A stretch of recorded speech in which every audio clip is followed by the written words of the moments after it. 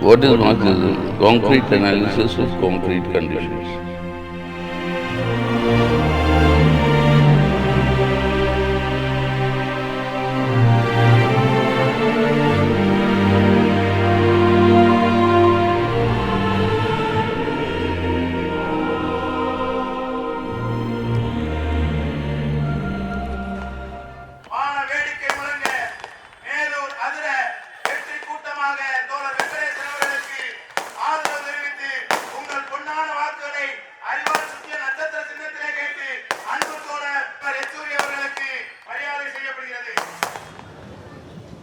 உங்களுக்கு எல்லாருக்கும் வணக்கம். எனக்கு கொஞ்சம் தமிழ் தெரியும், பேச முடியாது. அதுக்கு தான் உங்கள் பர்மிஷன் எடுத்துட்டு நான் இங்கிலீஷில் பேசுகிறேன். Coming to Madurai is always, for people like me, for communists, very, very significant. Till 1978, the Madurai city hosted the headquarters of the Tamil Nadu CPIM. It was subsequently shifted to Chennai. Leaders like Mohan to the Parliament or Narmadha to the Assembly, and that way we had a very strong bonding. So I'm so glad that I've come here, because today what we are facing is a very, very serious challenge which needs to be defeated in order to save India as we know of it.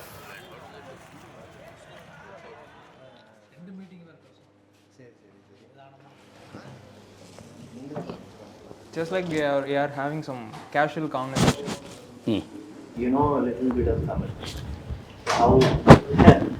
I was born in the Madras General Hospital. My family was then staying in Madras, because Madras was the capital of the Madras Presidency, which included Andhra also. So my grandfather was the main stay, in the sense he was a lawyer. So naturally my mother came to her mother's place, my grandmother's place, for the child delivery. So it was done in Chennai. The whole family used to come to Madras for a vacation. Okay. So continuously one whole month in Madras, you became familiar with. At that age you pick up a lot of languages. You know? So I just picked up some Tamil for conversation, so I can manage to do that. What do you think every time you come Tamil Nadu? What do I think? Specifically Chennai, so you will remember your childhood. I was born in CP Coil Street, I think, Mylapore. Then shifted to Lloyd's Road and Madras. People were very friendly, and those days the concentration of the Andhra population in Madras was in Mylapore. That was the area of. So that is where our vacations also used to be. That's about the connection with Madras city. Still there is a confusion among Tamilians about your name. In Tamil Nadu, most of the people having confusion why Sitaram is having a name connected to caste. Mostly people are thinking like that. Mm-hmm. So what is your answer to that? How are you looking at Tamil people not using caste as a second name? There was a tradition in Andhra also, which was basically a communist tradition, that the caste appendage to the name was dropped. I mean, people like Sundaraya, his original name was Sundar Rama Reddy. My original name was Sitaram Rao. So Yechury, I was told by my grandfather, there was a village called Yechury on the banks of Godavari. And You never visited that place? No, it doesn't exist. Godavari floods are notorious. When they wash away villages after many a time. Even today it happens, right on the banks. So there's one of those villages that got washed. 2 families survived. One crossed across the Godavari to what is now the East Godavari, towards the Rajamundry, Kakinada, etc. That was my ancestors. One went along the river, somehow branched, and they went and landed themselves in Visakhapatnam. So there's a Yechury strain in Visakhapatnam also, and there's this Yechury strain in East Godavari. So that's why you find this very rare name. That's the origin, I was told. I don't know how much is historically accurate or not, but that is the family story, so to speak. Mm-hmm. Comrade. This is how Comrade Sitaram Yechury chose to define himself in a single word: Starting from the days of his student movement activism till his last moment in the Communist Party of India Marxist, Comrade Sitaram Yechury has held many crucial positions. He was the president of the Jawaharlal Nehru University Students' Union. He was the All India President of the Students' Federation of India. He was inducted into the Central Committee of the Communist Party of India Marxist when he was just 33 years old. He was inducted into the Politburo of the CPIM when he was just 40 years old. He was the head of the International Department of the CPIM. He became the General Secretary of CPIM at the 21st Party Congress held in Visakhapatnam. He has been the editor of the party's weekly, The People's Democracy, and the editor of the party's theoretical journal, The Marxist. He has been the member of the upper house, Rajya Sabha. Yet, despite these positions he had held, Comrade Sitaram identified himself as a comrade. Before you are entering into politics itself, somehow they broke the family tradition of being in the caste being followed. Some becoming professionals, some become lawyers, some become doctor. Yeah. By that time, all this, those traditional, what we call, walls, so to speak. Let's say for Brahmins in Andhra, there are two categories. One is Vaidiki, and the other one is called Niyogi.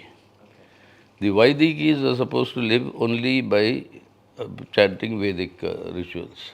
The Niyogis can do other work.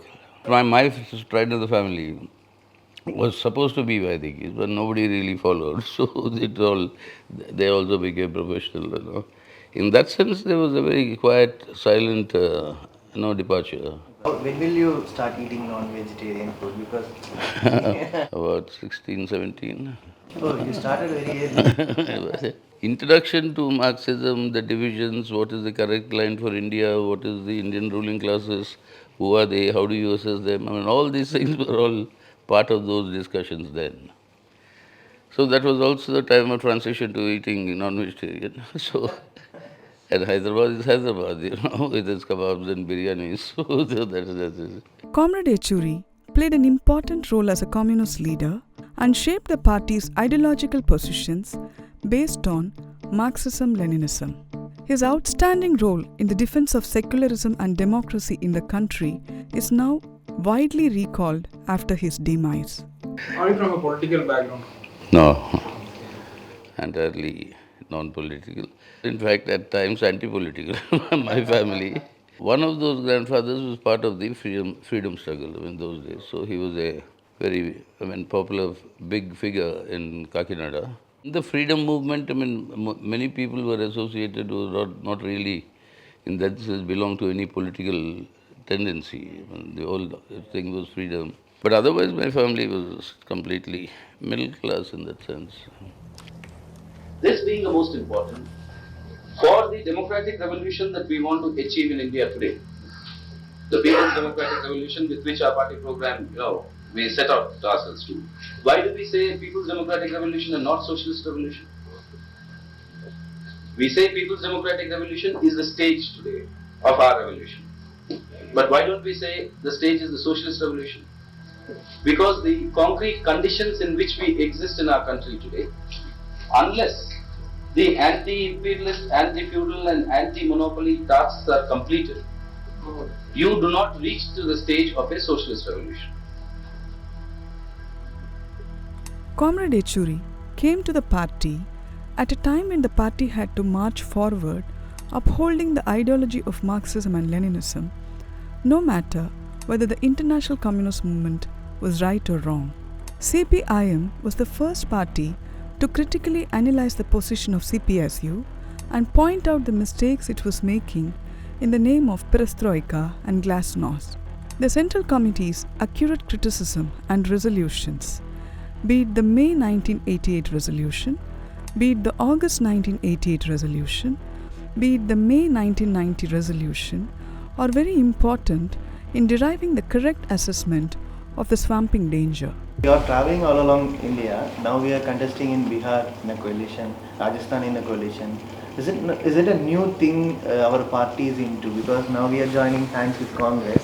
all over the places, new areas where we fought alone or fought with the left parties. You see, whenever there was a danger to this constitutional order, we define and the country defines and the constitution defines India as a secular democratic republic. When democracy was in danger during emergency, we aligned with many non-Congress parties. Left party is little uncomfortable, right? To join hands with parties who are capitalistic and neoliberalistic.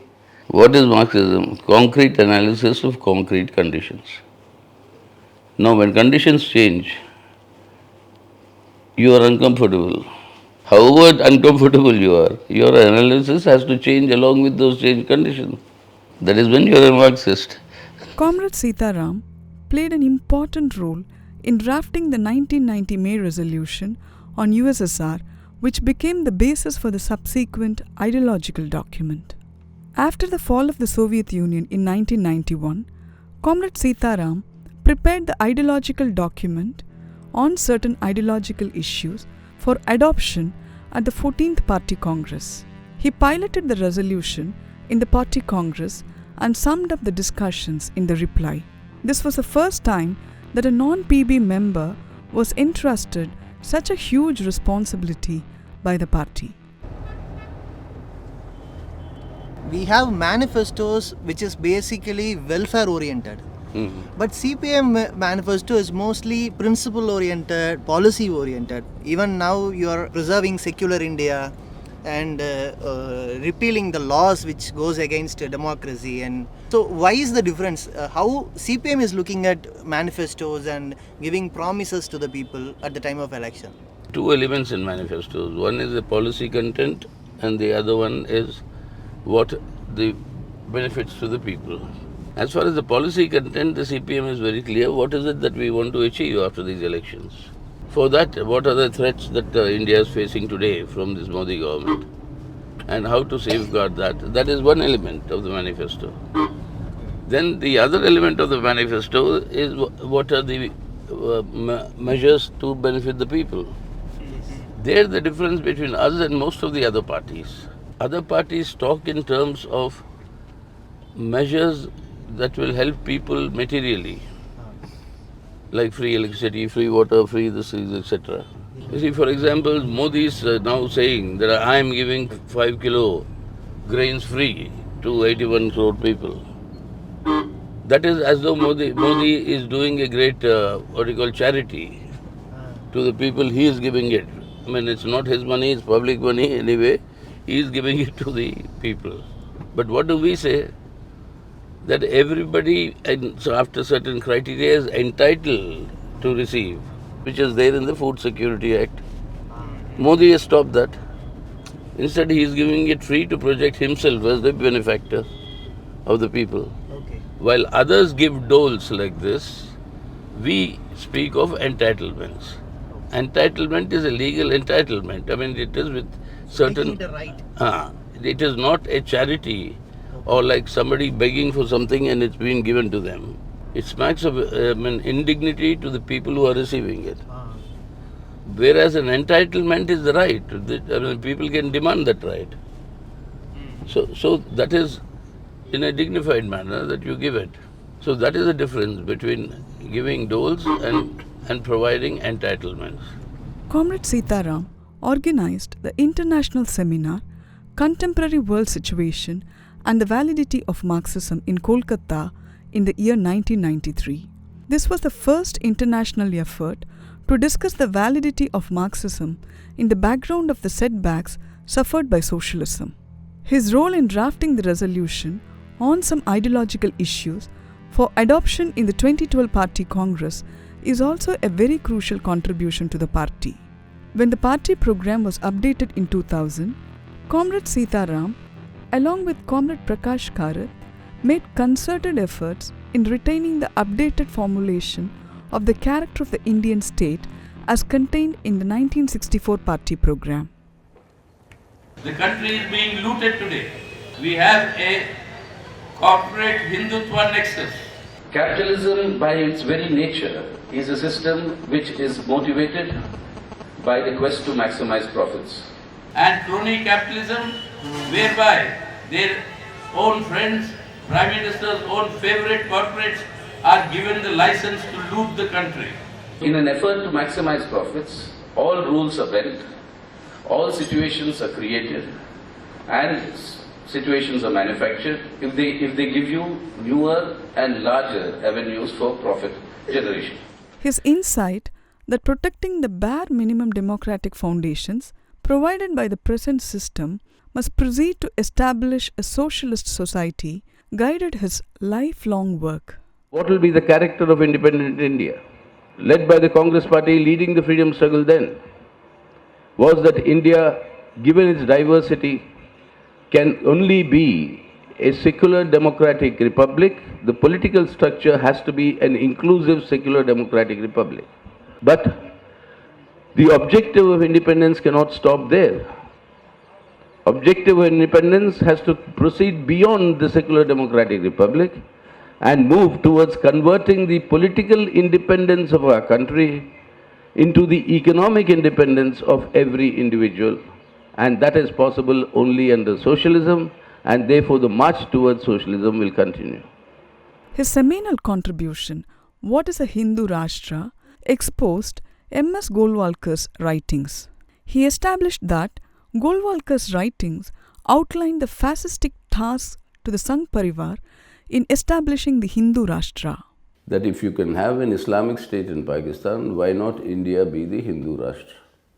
This has been the RSS point of view all through for nearly a century now. Argued that India must be a country which its character is defined by the religious affiliation of its people. His analysis even shocked the RSS leadership that they had to come up with denying and disowning statements. They are glowing with their ideological blinkers, convert the secular democratic Republic of India into a theocratic, rabidly intolerant, fascistic Hindu Rashtra. His exceptional clarity in understanding Hindutva's ideological foundations became a vital asset in the struggle against communalism. We must save India in order to change India for the better. Comrade Sitaram insisted on this message until his final days. His contributions to the parliamentary debates as a Rajya Sabha member revealed what the communist idea of India is. President Obama came here, all of us were very excited in the Central Hall, and then he wrote in our what is called the Golden Book. He wrote, greetings from the world's oldest democracy to the world's largest. I had to point out to him later that evening at the President's banquet. I said, sir, I think this is the wrong definition that you are the world's oldest democracy. He said, why? He said, sir, you got the right to vote, that is American Africans. You got the right to vote universally in the United States of America in 1962, 1 year after you were born. The universality of adult franchise in the United States of America came only in 1962. In India, we gave it in 1950. His meticulously researched arguments exposed the anti-people agenda of those in power, often leaving them stunned and speechless. The book called We or Our Nationhood Defined by Madhav Sadashiv Golwalkar. It's called the RSS Guru. He talked that saying that only Hindus and Hindus alone are inhabitants of this country. And then, what does he say about the Third Reich, sir? I'm quoting. To keep up the purity of the race and its culture, Germany shocked the world by her purging the country of the Semitic races, the Jews. I'll stop, take a break here, sir, for a moment. You please draw the parallels in India. Who is that instead of the Jews? And who is that for the race and the culture and its purity? This education policy draft that was circulated is actually a complete lift from the RSS document presented at the International Conference on the new education policy at Amarkantak on the 12th, 13th and 14th of July. This is the facsimile of that. And the education policy draft, this is the facsimile of that. This is the exact lift of this RSS document. This is the communalization, sir, that is taking up where the bottom of the pyramid of these 4 stages, the bottom is what is called your Vedic worldview or Vedic education. If we hear that Lord Ganesha was the creation of plastic surgery, or Karna in the Mahabharata was the creation of stent technology in test tube babies, is that scientific temper, sir? And it comes from no less than the Honorable Prime Minister. What is happening? What are you implementing? What are you wanting to implement and what not? You are only reviving the hardcore Hindutva agenda. His contributions to deriving the Common Minimum program during the United Front government demonstrated his remarkable ability to forge consensus among diverse political forces. In the Rajya Sabha, Yechury's interventions were very important in exposing the BJP corporate nexus. On 8th November, few hours before the Prime Minister's announcement, 1 crore of rupees and 100 packets of 500 and 1,000 notes was deposited by the local BJP unit in that bank. Prove me wrong, I'll be happy. Prove me wrong, but this is the evidence. I have all these details here. 100 multi-billionaires in our country whose asset value is close to 1/2 of my country's GDP, and according to the latest census, 90% of the households in my country today have an income of less than 10,000 rupees a month. What did Baba Sahib Ambedkar say? The 26th of January 1950, we are going to enter into a life of contradictions. In politics, we will give equality, and in social and economic life, we will have inequality. In politics, we will be recognizing the principle of one man, one vote, one value.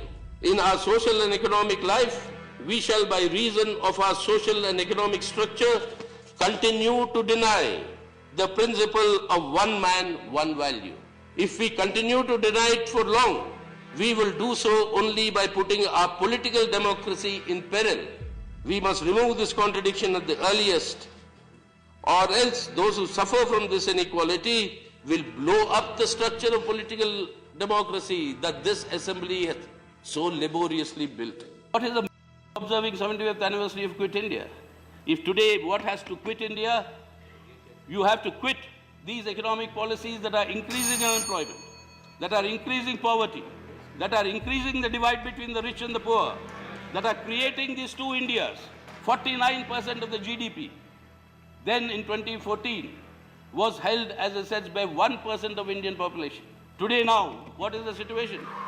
Nearly 60% of our GDP is in the hands of 1% of our population. It is these neoliberal economic policies that are impoverishing the mass of my people. Please understand what should be the resolve. It's not only recollecting the memory of the past. That's very good. We can recollect. We can also apportion blame. We can also say who did what. But the question is, are we going to move forward? His leadership in strengthening the India bloc proved to be instrumental during the 2024 elections. His prediction that the BJP would definitely fall short of their 400 plus seats claim revealed his sharp political foresight. There's a lot of bravado for the BJP to go on saying that they'll get 400 seats or 370, etc., but the ground reality doesn't suggest that.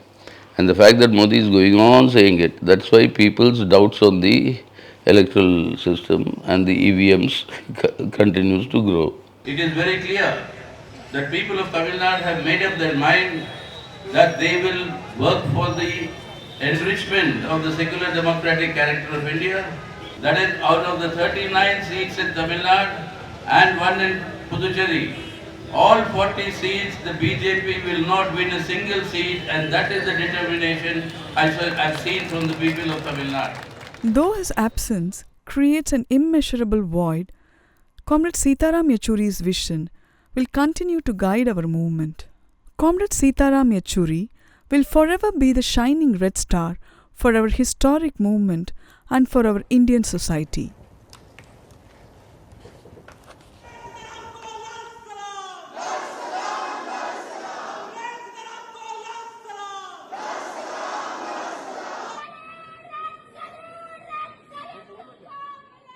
With his favorite Leninist phrase, concrete analysis of the concrete situation, etched deeply in our thoughts and actions, Let us march ahead towards the people's democratic revolution.